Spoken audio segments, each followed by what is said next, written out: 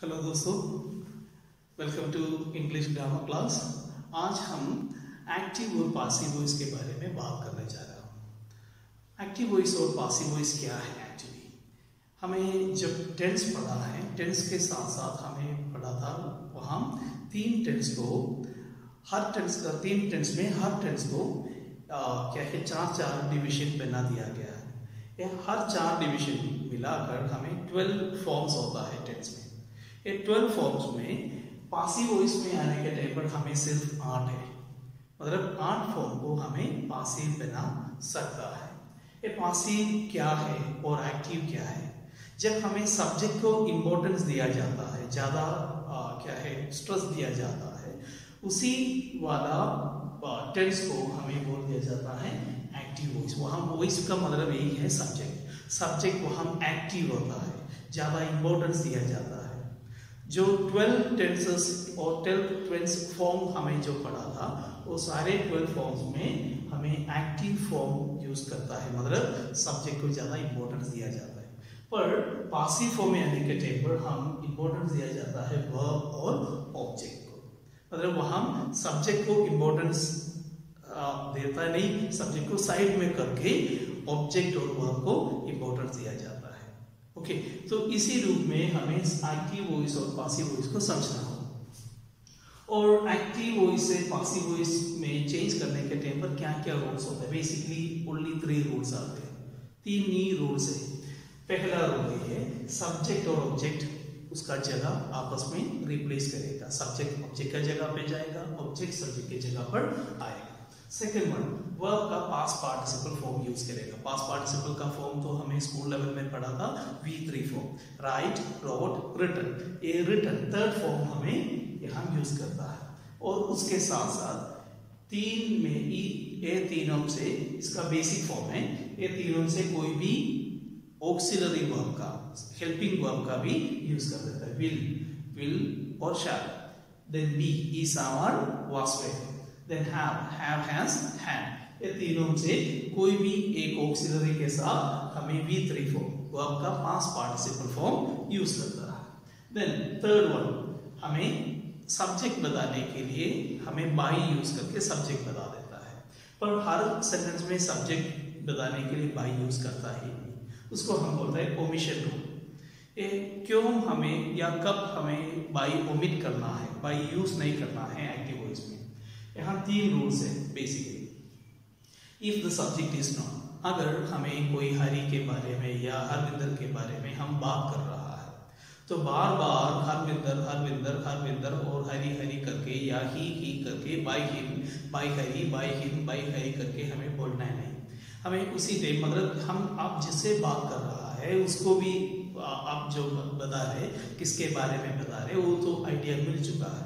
मिलने के बाद दोबारा बाय हिम और बाय हरि बाय हरविंदर बोलने की जरूरत नहीं है। हमें उसी जगह पर हमें बाय के साथ जो सब्जेक्ट है हमें दूर करेगा, ओमिट करेगा। Second one, if the subject is unknown, subject कौन है हमें पता ही नहीं। Someone knocked at the door, कौन है ये समवन, किसको पता है? Anyone, somebody, nobody. ऐसा इनडेफिनिट प्रोनाउन जब हम यूज करता है, वो जो इनडेफिनिट प्रोनाउन के बारे में हमें बता नहीं सकता कौन है, कैसे है, क्या है। इसलिए ऐसा जो सब्जेक्ट आएगा उसके साथ बाय यूज करके हमें यूज करता ही नहीं।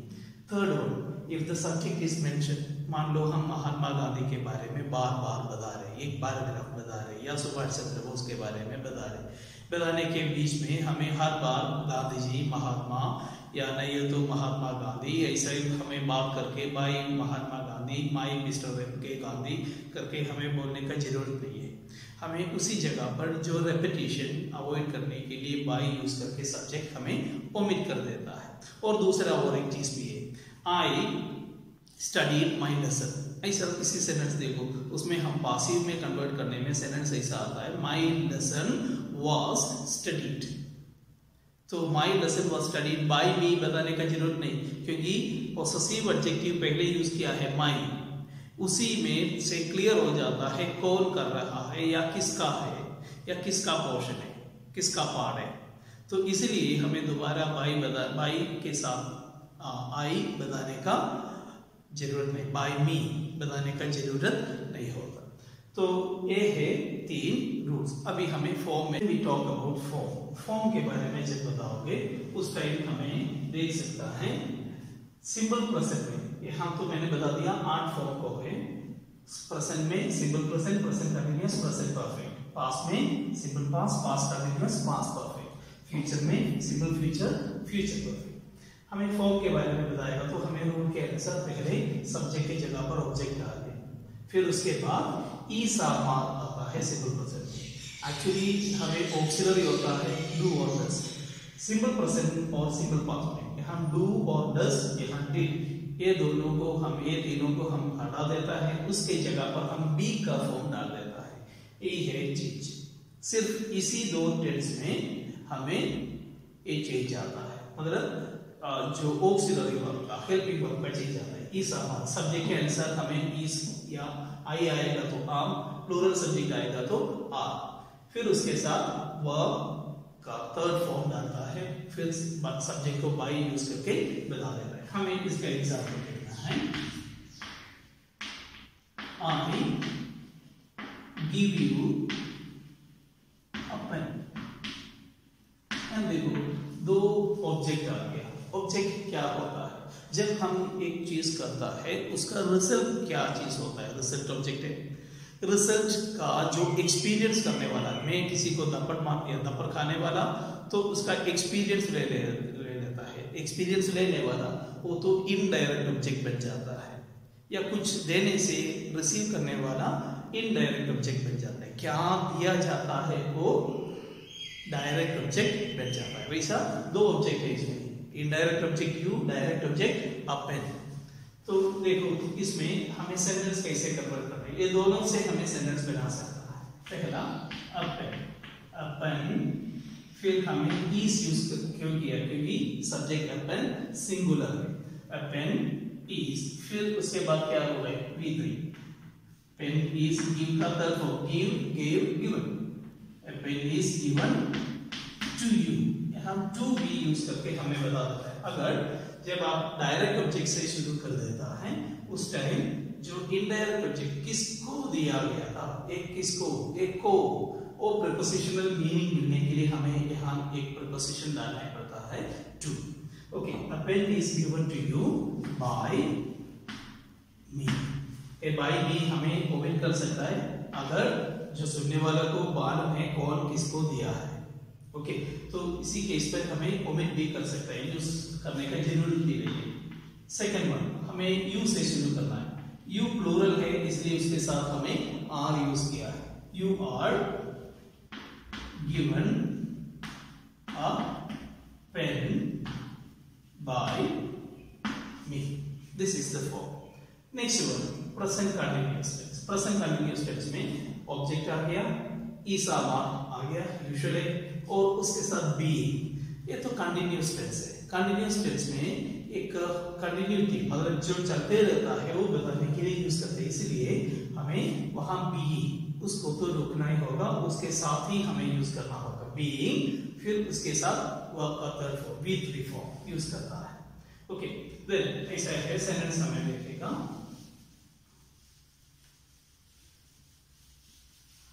I am giving you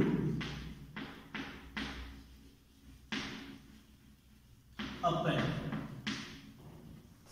I am giving you a pen। Sentence तो पहले जैसे शुरू करेगा।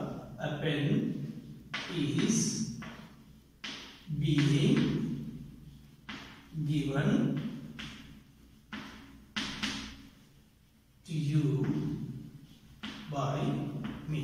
A pen is being given to you by me। Okay, next one, you से शुरू करेगा। You are being given a pen। by me हमें use करने का जरूरत नहीं है। You are being given a pen। ये being डालने के लिए बोलना नहीं, क्योंकि बीइंग हमें निकालेगा तो हमें दूसरा फॉर्म में चले जाएगा, सिंपल प्रेजेंट में चले जाएगा। वैसे प्रेजेंट पास्ट कंटिन्यूअस टेंस में भी ऐसे ये बीइंग है, बीइंग नहीं डालेगा तो हमें सिंपल पास्ट में सेंटेंस अपने आप से वैसे कन्वर्ट हो जाता है। ओके, तो next one present perfect tense. Present perfect tense में ऑब्जेक्ट आ गया, ऑब्जेक्ट के साथ हैव और हैज के साथ जो परफेक्ट फॉर्म है, परफेक्ट में हमें तो कौन सा फॉर्म यूज करता है, वर्ब का थर्ड फॉर्म यूज करता है वैसे, और वो फॉर्म को हमें सस्टेन करना है और उसके साथ हमें V3 भी डालना है, इसलिए हमें उसका साथ जो written write plus been is equal to written, वो जो बीन है हमें वैसे यूज किया है और राइट के साथ फिर दोबारा बीन डालकर V3 बना लेता है। Okay, then sentence is like that I have given. I के साथ हैव क्यों यूज करना है, क्योंकि आई, यू, वी, दे इसी सब्जेक्ट सब तो इंग्लिश में प्लूरल मान लिया जाता है। I have given you a pen. इसका सेंटेंस का चेंज तो ऐसे ही आएगा, अ पेन हैज। यहाँ हैज क्यों आ गया, क्योंकि हैज आने का वजह यही है ये पेन सिंगुलर है, आई प्लूरल था और ए पेन सिंगुलर है, इसके अनुसार हमें हैव और हैज को चेंज करके देता है। अ पेन हैज, यहाँ हैव आने से आप तो ये मत सोचना कि दूसरा सेंटेंस में भी हैव आना है, ऐसा कोई रूल है ही नहीं। A pen according to the subject we have to change, subject के अनुसार हमें चेंज करना ही होगा। A pen has been given to you, a pen has been given to you. Next, you से हमें शुरू करेंगे, you प्लूरल है, you के साथ हमें have यूज किया है, you have been given a pen, you have been given a pen. So this is about the present perfect. अभी सिंपल पास्ट में हमें देख सकता है ऑब्जेक्ट के साथ was और were और उसके साथ वर्ब का थर्ड फॉर्म यूज करता है। Okay, I gave you a pen। Okay, कैसे करेगा, a pen सिंगुलर है इसलिए was यूज करना है, a pen was given to you by me, a pen was given to you। Next, हमें you से शुरू करेगा, you के साथ was नहीं यूज करेगा, were यूज करेगा, you were given a pen, you were given a pen। Okay, next one past continuous tense में भी ऑब्जेक्ट उसके साथ was और were और बीइंग, आईएनजी फॉर्म हम पहले डिस्कस किया था वैसे ही बीइंग यूज करेगा, बीइंग के साथ वर्ब का third form. I was giving you a pen,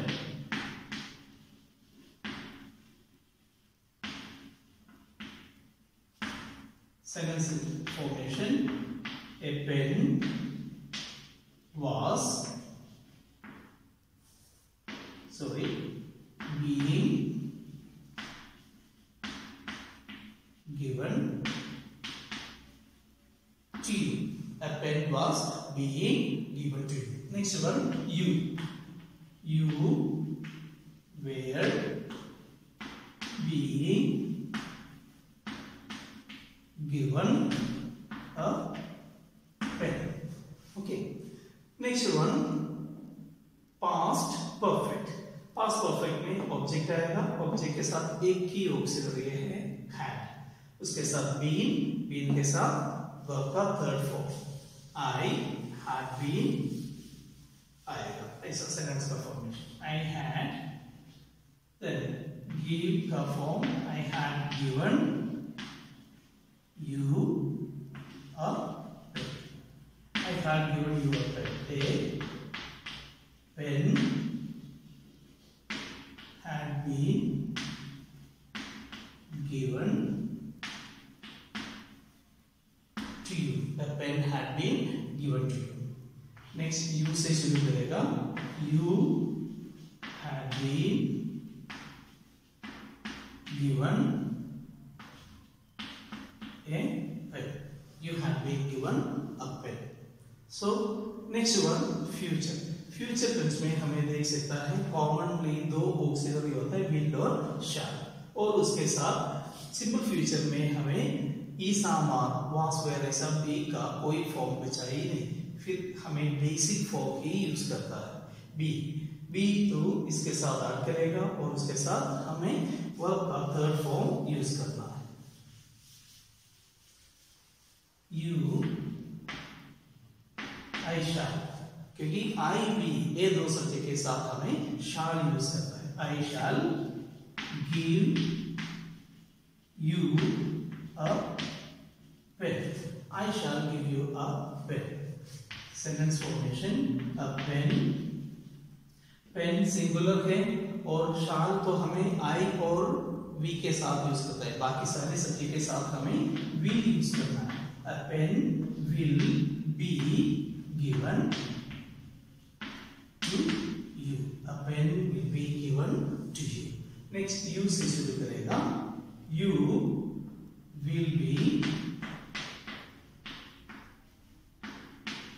given a pen, you will be given a pen। Next future perfect है। फ्यूचर परफेक्ट में will और shall के साथ हमें have यूज करता है, क्योंकि have has had का बेसिक फॉर्म have है, have हमें इसमें यूज करता है, उसके साथ been के साथ verb का third form past participle form. I shall have given you a pen, a pen will have been given to you। Next you से शुरू करेगा, you will have been given a pen। Okay, हमें form के बारे में जो discuss करना था वो हो गया। अभी इसमें एग्रीमेंट, सब्जेक्ट वर्ब एग्रीमेंट के बारे में भी थोड़ा बहुत बताकर हमें क्लास वाइंड अप करना है। हमें simple present tense, past tense, ये दो टेंस पढ़ने के टाइम पर हमें यूजुअली डिस्कस करता है सब्जेक्ट वर्ब एग्रीमेंट के बारे में। सब्जेक्ट वर्ब एग्रीमेंट यही है, सब्जेक्ट सिंगुलर के तो वर्ब भी सिंगुलर होना चाहिए। ये जो सब्जेक्ट वर्ब एग्रीमेंट चेंज हो जाएगा तो सेंटेंस इंग्लिश में गलत हो जाता है। हमें सिंपल प्रेजेंट टेंस देखो, उसमें डू और डस यूज करता है, वहां सिंगुलर और प्लूरल चेंज करने से डू प्लूरल के साथ यूज करता है, डस सिंगुलर के साथ यूज करता है। वैसे ही इज आमा यूज करता है प्रेजेंट कंटिन्यूअस टेंस में, इज सिंगुलर के साथ, आम आई के साथ और प्लूरल के साथ। हैव और हैज यूज करता है प्रेजेंट परफेक्ट कंटिन्यूअस टेंस में, हैव प्लूरल के साथ, हैज सिंगुलर के साथ। मतलब ये four tense simple present tense में सब्जेक्ट वर्ब एग्रीमेंट बना लेता है। और पास्ट टेंस में भी और एक है पास्ट कंटिन्यूअस टेंस, वहां वास और वेयर हमें यूज करता है। मतलब टेंसेस में हम जब 12 टेंस फॉर्म हमें एक्टिव फॉर्म में पढ़ेगा तो उसमें ये 5 फॉर्म को हमें सब्जेक्ट वर्ब एग्रीमेंट देखना होगा। सब्जेक्ट प्लूरल के तो वर्ब को भी हमें प्लूरल यूज करना है, सब्जेक्ट सिंगुलर के तो वर्ब को भी हमें सिंगुलर बनाना होगा। हम पासिव वॉइस में भी 5 है। देखो ई सामान यूज किया गया है, मतलब यहाँ भी हमें सब्जेक्ट वर्ब एग्रीमेंट फॉलो करना है। सिंपल प्रेजेंट कंटिन्यूअस टेंस में भी देखो वहां भी ई सामान है। Next one present perfect tense में देखो हैव और हैज, वहां भी सब्जेक्ट वर्ब एग्रीमेंट होता है। पर पास्ट टेंस में आने से सिंपल पास्ट पासिव वॉइस में एग्रीमेंट बना रहता है, पर एक्टिव वॉइस में बनाता है नहीं। I studied, you studied, she studied, तीनों सेंटेंस के साथ स्टडीड वर्ब को कोई चेंज होता ही नहीं, पर यहाँ वास और वेयर यूज करते हैं, इसीलिए यहाँ एग्रीमेंट है। नेक्स्ट वन देखो पास्ट कंटिन्यूअस टेंस में वास और वेयर का एग्रीमेंट होता है। मतलब ये जो 5 टेंसेस इंग्लिश में सब्जेक्ट वर्ब एग्रीमेंट फॉलो कर देता है पासिव वॉइस में। Okay, this is the end of the video. ये जो वीडियो देखने के लिए आप तो इतना टाइम तो आपका स्पेंड की, आपको धन्यवाद। अगला वीडियो में देखेगा। Thank you. Have a nice day.